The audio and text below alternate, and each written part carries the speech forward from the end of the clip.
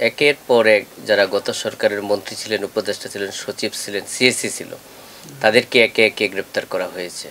আপনারা জানেন যে প্রথম দিন যেদিন ঢাকা কোর্টে আমাদের মাননীয় প্রধানমন্ত্রীর উপদেষ্টা সালমান এফ রহমান, প্রাক্তন আইন ও বিচার সংসদ বিষয়ক মন্ত্রী অ্যাডভোকেট আনিসুল হক, প্রাক্তন পররাষ্ট্র শিক্ষা ও সমাজ কল্যাণ মন্ত্রী ডাক্তার দীপু মন্ত্রী এবং জুনায়েদ আহমেদ পলককে প্রথম ঢাকার সিএম আদালতে গ্রেপ্তার করে নিয়ে আসা হয়েছিল। সেই সময় আমরা দেখেছি যে তাদেরকে ডিম ছোড়া হয়েছে, তাদেরকে অসম্মান করা হয়েছে এবং এমনকি প্রাক্তন পররাষ্ট্র শিক্ষা সমাজ কল্যাণ মন্ত্রী একজন মহিলা হওয়া সত্ত্বেও তাকে শারীরিকভাবে লাঞ্ছিত করা হয়েছে। বাংলাদেশের সংবিধানের স্পষ্ট উল্লেখ আছে যে কোনো আসামি তার বিরুদ্ধে যত বড়ই অভিযোগ হোক না কেন, তার সেফটি যখন প্রশাসন তাকে গ্রেপ্তার করবে, তার সেফটি দেওয়ার দায়িত্ব হচ্ছে রাষ্ট্রের। কিন্তু আমরা সেদিন কী দেখেছি, রাষ্ট্র সেদিন তার দায়িত্ব পালন করতে আমরা সেদিন ব্যর্থ হয়েছেন। পরবর্তীতে আপনারা জানেন যে ব্যারিস্টার সুমন একজন পার্লামেন্ট সদস্য, যিনি বাংলাদেশের ভিতরে একজন পরিচিত মুখ, সে পার্লামেন্ট সদস্যকে গ্রেপ্তার করা হয়েছিল মিরপুর থানা একটা মামলায়। ওই মামলায় রিমান্ড চাওয়া হয়েছিল।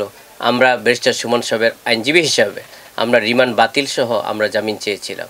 পরবর্তীতে বিজ্ঞ আদালত সন্তুষ্ট হয়ে জামিন নামঞ্জুর করেছিল এবং রিমান্ড দিয়ে 3 দিন রিমান্ড মঞ্জুর করেছিলেন। পরবর্তীতে যখন ব্যারিস্টার সুমন সাহেবের আমি আদালতের বিশেষ করে আদালত শুনানি শেষ করার পরে সেই সময় আপনারা দেখেছেন দেশে বিদেশের মিডিয়াগুলো ঢাকার সিএমএম আদালতে এসেছিলেন। সেই মিডিয়ার সামনে আমি যখন পেজ ব্রিফিং দিচ্ছিলাম তখন আমার উপরে হামলা করা হয়েছিল, আপনারা জানেন। তার পরবর্তীতে মিস্টার সাবের হোসেন চৌধুরীরও আমি আইনজীবী হিসেবে মামলা পরিচালনা করেছি এবং পরবর্তীতে আপনারা জানেন যে এই মামলায় আমাদের বিশিষ্ট গায়িকা আমাদের মমতাজ বেগমকে গ্রেপ্তার করা হয়েছিল ঢাকার একটা মামলায়, হত্যা মামলায়। তা সেই মামলায় আমরা জামিন শুনানি করেছি এবং পরবর্তীতে নুসরাত ফারিয়া, যিনি একজন নায়িকা ছিলেন, তাকেও একটি মামলায় গ্রেপ্তার করা হয়েছিল এবং আমরা দেখেছি যে আসামিদের একজন নারী হওয়া সত্ত্বেও কিন্তু তাদেরকে আদালত সেফটি দিতে সেই সময় ব্যর্থ হয়েছে। বিশেষ করে তাদের উপর হামলা করা হয়েছে, তাদেরকে অসম্মান করা হয়েছে। আপনারা মিডিয়ার মাধ্যমে দেখেছেন এবং বিশ্ববাসী সেটা দেখেছে। আর আপনারা জানেন যে ইতিমধ্যে 135 জন মন্ত্রী, এমপি, উপদেষ্টা সিএসসি গ্রেপ্তার করা হয়েছে। 2 জন সিএসসি, নুরুল হুদা, যাকে কীভাবে অসম্মান করা হয়েছে, উনি একজন মুক্তিযোদ্ধা, উনি বাংলাদেশের একটি সাংবিধানিক প্রধান নির্বাচন কমিশনের দায়িত্ব পালন করেছেন। তাকে আপনারা দেখেছেন কীভাবে মব করা হয়েছে এবং জুতার মালা পরিয়ে তাকে আপনার জুতা দিয়ে আঘাত করা হয়েছে, যা একটা সভ্য দেশে এবং সভ্য জাতি এই ধরনের ঘটনা ঘটাতে পারে না। আমরা বিস্মিত হয়ে যাই যে কিভাবে এটা সম্ভব। আমাদের দেশে আইন আদালতের প্রতি মানুষের আস্থা বিশ্বাস কমে যাবে এবং বিশেষ করে যারা ফ্রিডম ফাইটার, দেশের শ্রেষ্ঠ সন্তান, তাদেরকে যদি এইভাবে অসম্মান করা হয়। পরবর্তীতে আপনারা দেখেছেন আরেকজন নির্বাচন কমিশনার হাবিবে আউয়াল সাহেব, তাকেও গ্রেপ্তার করা হয়েছে, আপনারা নিয়েছেন। এমনকি সর্বশেষ আপনারা দেখেছেন আমাদের মাননীয় প্রধান বিচারপতি ABM খায়রুল হক, তাকে গ্রেপ্তার করা হয়েছে। তো উনি একজন ফ্রিডম ফাইটার, উনি বাংলাদেশের সাংবিধানিক অনুযায়ী 3য় ব্যক্তি বাংলাদেশের প্রধান বিচারপতি এবং এই ABM খায়রুল হক সাহেব যখন প্রধান বিচারপতির দায়িত্ব পালন করেছেন, বাংলাদেশের যত আলোচিত জাজমেন্টগুলো হয়েছে ওনার আমলে সেটা হয়েছে।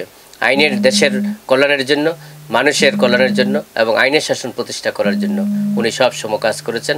এমনকি ABM খায়রুল হক সাহেব আইন কমিশনের চেয়ারম্যানের দায়িত্ব পালন করেছেন দীর্ঘ সময়। আইনের শাসন প্রতিষ্ঠা করার জন্য, ন্যায় বিচার প্রতিষ্ঠা করার জন্য, দেশের কল্যাণের জন্য উনি কাজ করেছেন। কিন্তু তারপর আমরা কি দেখেছি, একজন প্রধান বিচারপতিকে 2 হাত পিছনের দিকে নিয়ে আজকে হ্যান্ডকাপ পরানো হয়েছে, যা বিশেষ করে আমরা আইনজীবী হিসাবে আমরা বিস্ময় প্রকাশ করি এবং আমরা অত্যন্ত লজ্জাবোধ করি এই ধরনের ঘটনার মাধ্যমে। বিশেষ করে পরবর্তীতে আপনারা দেখেছেন যে দেশের আইন শৃঙ্খলা কী, আপনারা দেখেছেন কুমিল্লার মুরাদনগরে একজন মাইনরিটি মহিলাকে বিবস্ত্র করে ধর্ষণ করা হয়েছে, যা বিশ্বের কোনো সভ্য দেশ এবং সভ্য জাতি সেটা করতে পারে না। আপনারা দেখেছেন কুমিল্লার মুরাদনগরে যে বিচার বহির্ভূতভাবে 3 জনকে হত্যা করা হয়েছে। আপনারা সর্বশেষ দেখেছেন যে ঢাকার মিটফোর্ডে ব্যবসায়ীকে চাঁদাবাজির জন্য তাকে, সেই সোহাগকে নির্যাতন করা হয়েছে এবং তাকে পাথর নিক্ষেপ করে এবং মৃত্যু নিশ্চিত করে তার উপর নিত্য উল্লাস প্রকাশ করা হয়েছে। পৃথিবীর সভ্য কোন দেশ এবং সভ্য জাতি সেটা করতে পারে না।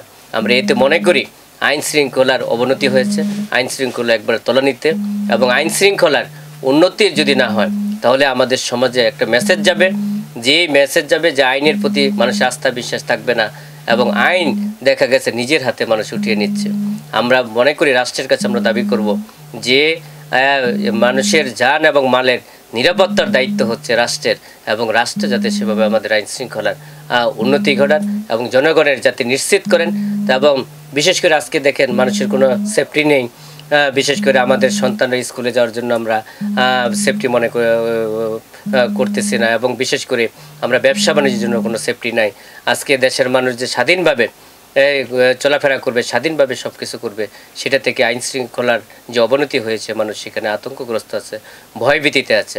আমরা আইনজীবী হিসাবে আমরা আশা করব যাতে আইনের শাসন প্রতিষ্ঠা করার জন্য, ন্যায় বিচার প্রতিষ্ঠা করার জন্য আইন যাতে নিজের হাতে কেউ না উঠিয়ে নেয়, এবং যতগুলো আলোচিত ঘটনা ঘটেছে বিগত সময়ে সমস্ত আলোচিত ঘটনার ভিতরে যাতে দৃষ্টান্তমতো ইনভেস্টিগেশন করে দ্রুততম সময়ের ভিতরে যাতে বিচার নিশ্চিত করা যায়, তাহলে আদালতের প্রতি মানুষের আস্থা এবং বিশ্বাস বাড়বো।